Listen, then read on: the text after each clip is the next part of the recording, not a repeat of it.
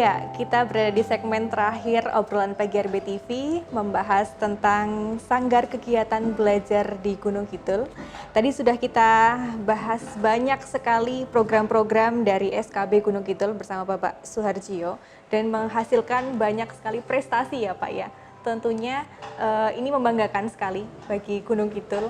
Dan tadi sudah disebutkan juga punya channel YouTube ya Pak ya. Nah itu mungkin bisa diceritakan Pak ke pemirsa bahwa itu bisa menjadi wadah juga bagi masyarakat ataupun peserta didik SKB. Ya, sebenarnya membangun YouTube itu bukan hal yang mudah itu.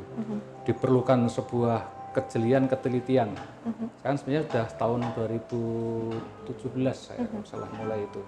Dan baru bulan kemarin saya monetis, artinya YouTube saya baru ada penghasilannya. Oke. Dan dolar, tapi dolarnya kecil, masih 0, sekian lah pokoknya sih, tapi dolar. Itu satu hal yang membanggakan. Dan ini saya jadikan nanti ajangnya teman-teman untuk berkreasi dan nanti pakai YouTube-nya SKB. Toh soal hasilnya kan sudah ada hitung-hitungannya kan di sana. Betul. Analisisnya sudah ada kok persentasenya itu. Lagu ini sekian dolar itu sudah ada. Artinya kalau teman-teman berkreasi itu peluang yang luar biasa. Apalagi kita fasilitasnya ada, alat musik komplit, pencipta lagu ada, pengiring juga ada, penyanyi, studio recording juga ada, penyanyi kita kursus dulu apa yang kurang. Gitu. Betul, banyak sekali fasilitas yang disediakan ya Pak ya. Channel YouTube-nya Suharji SKB Gunung Kidul, ketik saja SKB Gunung Kidul ada muncul nanti.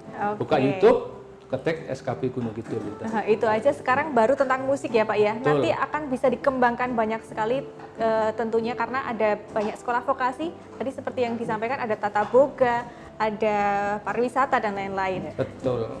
Salah satu contoh juga ini berarti produk output dari SKB Gunung Kidul ada Mas Rinaldi yang tadi sempat disampaikan juga fokus atau keahliannya di bidang website. Nah itu mungkin bisa diceritakan Mas, dulunya sama sekali belum bisa, kemudian sekarang sudah istilahnya ahli di website, apakah sudah dikomersilkan atau dijual Mas? Sudah dijual. Oke, berarti lumayan menguntungkan ya Menguntungkan dari banget. keahlian ini ya. Menguntungkan banyak. Nah mungkin itu bisa nanti Pak menjadi salah satu konten untuk di Boleh jadi instruktur nanti. Kita adakan pelatihan instruktur. Oh ya. Waktu itu memang betul-betul dari semua waktu yang disiapkan dari SKB fokus belajar website aja atau banyak Mas? Banyak sih, nyoba-nyoba sekalian banyak riset, mana sih yang lebih akunya seret gitu, lebih enak gitu. Jadi ada penggalian potensi dulu ya tentunya di awal, Ya. kemudian sampai akhirnya Menemukan di website. Website, Kenapa tuh Mas? Kenapa website menjadi minat paling difokuskan begitu? Soalnya dulu kan awalnya kan ikut kartu prakerja, Oke. program kartu prakerja. Nah ikut di situ, terus saya lihat potensi saya tuh di mana sih gitu. Nah terus di jasa desain website di situ saya lihat, saya belajar dari website e-commerce buat di situ katanya bisa dijual dan hasilnya juga sangat menguntungkan gitu.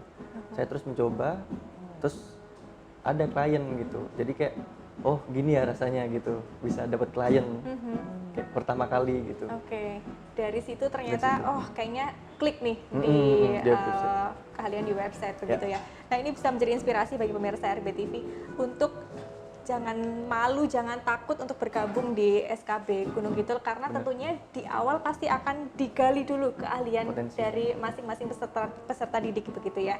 Nah, Bu Irma melihat dari apa yang menjadi pengalaman dari Mas Rinaldi ini, tentunya ini sudah menjadi hal yang implementasinya bagus sekali. Kemudian harapan Bu Irma, perwakilan dari Dinas Pendidikan Kabupaten Gunung Kidul Bu untuk pendidikan non formal di Gunung Kidul ini seperti apa? Terima kasih Mbak. Mimpinya dinas ya, mimpinya Dinas Pendidikan Kabupaten Gunung Kidul ini nanti bisa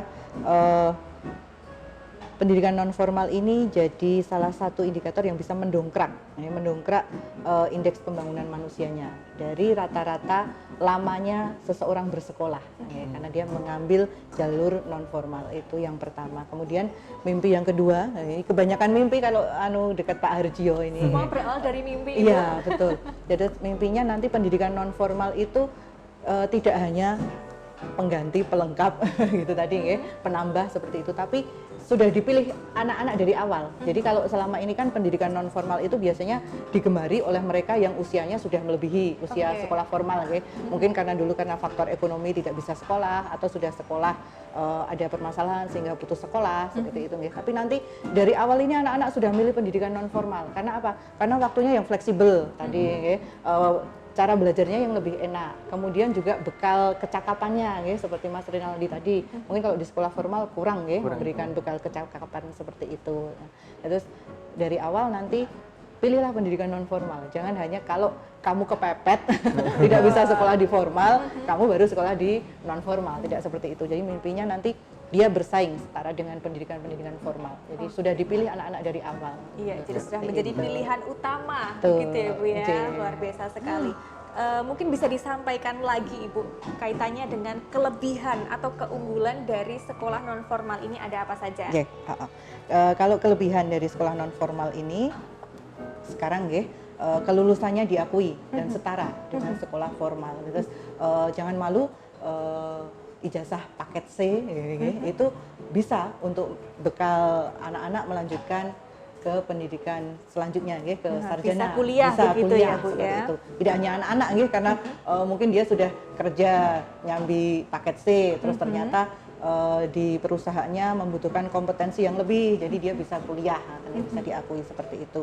Kemudian daftar PNS bisa, daftar anggota dewan bisa, ikut seleksi perangkat desa bisa, seperti itu. Kemudian juga programnya itu sesuai dengan kebutuhan warga belajarnya. Jadi tadi dari segi waktu bisa menyesuaikan, kemudian dari segi kompetensi, kecakapan yang dimiliki itu bisa diasah lagi. Di awal juga ada penggalian potensi itu tadi ya Bu jadi, ya. Dia passionnya ada di mana sih? Ternyata saya di website, saya mungkin nanti tata boganya yang lebih itu. Kemudian juga kalau dia bisa satu paket seperti yang di SKB ini, dia belajar di sini, dia kemudian jadi alumni di sini, kemudian memperbesar mimpi-mimpi SKB sendiri. Jadi yang pinter tata boga nanti di kafenya ini dimanfaatkan, baristanya bergabung di sini, kemudian juga yang konten-konten kreatornya, jadi pojok bacanya tidak hanya pojok baca manual tapi nanti bisa digital ngoten ya Pak, seperti itu. Jadi lebih seperti itu. Monggo mari jangan ragu-ragu untuk ikut pendidikan non formal. Baik, luar biasa sekali. Tentunya dari Dinas Pendidikan pun sudah memberikan banyak support dan sarana bagi seluruh peserta didik yang mau bergabung di SKB atau pendidikan non formal yang ada di Kabupaten Gunung Kidul. Dan Bapak Harjio ini pastinya selaku eksekutor juga ya Pak ya di lapangan, pasti tahu bagaimana dinamika kegiatan di SKB Kabupaten Gunung Kidul ini, dan juga harapan atau mimpi-mimpi apa lagi nih Pak yang sedang dirancang begitu Pak? Iya, terima kasih. Ketika SKB Gunung Kidul dinobatkan sebagai SKB unggulan, ini kan tanggung jawabnya berat sebenarnya. Tanggung jawab tidak hanya SKB tapi juga dinas. Karena dinas harus punya kebijakan yang bisa memfasilitasi kebutuhan SKB itu apa. Itu yang pertama. Kemudian dari SKB sendiri tanggung jawab besar ketika kita punya sarpras seperti ini, iya caranya mengisi dengan program-program yang bagus. Kita akhirnya mendesain program-program, kalau bisa program kita sekali lagi orientasinya kepada kebutuhan real peserta didik ini yang paling penting. Kamu sebenarnya ingin belajar apa? Yang kita desain. Kemudian kalau bisa kegiatan belajarnya itu menghasilkan sesuatu. Kita nggak boleh munafik. Setiap orang itu butuh duit gitu. Sehingga program kita itu harus betul-betul praktis dan bisa menghasilkan. Kalau enggak, anak didik kita tidak akan tertarik lah, mungkin akan lari begitu.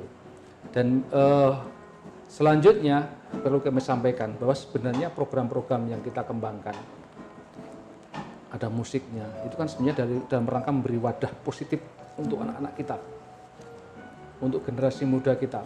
Saya katakan bahwa peserta didik paket C itu kan rata-rata dalam tanda kutip dari sisi usia mereka sudah di atas anak-anak usia pelajar normal.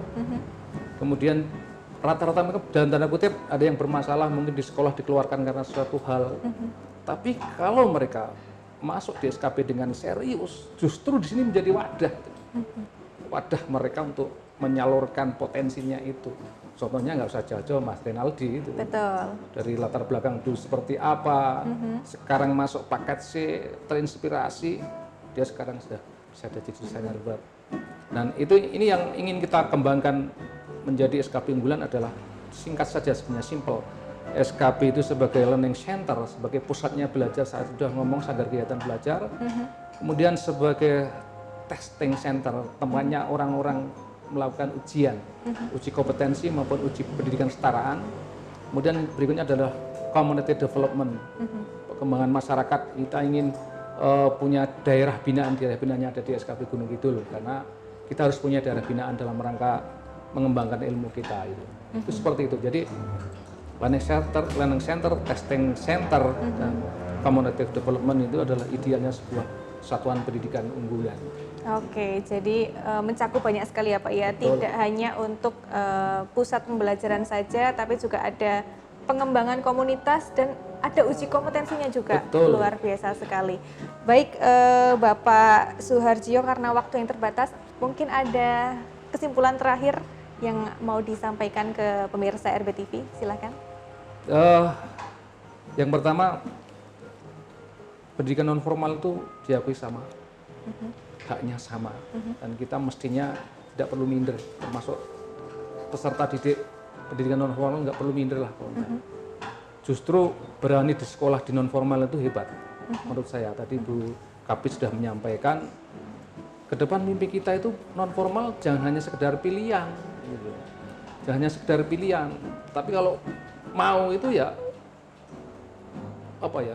Memang sudah diniati. Dari awal sudah pilih itu. Sudah pilihan seperti, maksudnya bukan sekedar tambahan pengganti, tapi menjadi pilihan. Pokoknya saya ingin sekolah non formal. Menjadi tujuan utama begitu ya Pak ya. Ngapain pong ijazahnya sama. Plus ada keterampilan yang bisa dikembangkan. Mau cari apa lagi sebenarnya gitu loh. Biayanya Pak, Biayanya murah juga. Dan yang paling penting sebenarnya kalau pemerintah Kabupaten Perso, peran pendidikan non formal, terutama pendidikan kesetaraan, sangat mendongkrak IPM. IPM Gunung Kidul itu masih rendah. Rata-rata lama sekolah kita itu masih sekitar, dihitung ya 7, rata-rata baru 7 tahun sekian mereka sekolah. Kabupaten yang lain sudah tinggi. Bayangkan saja kalau semua mau ikut belajar paket C, itu akan sangat mendongkrak.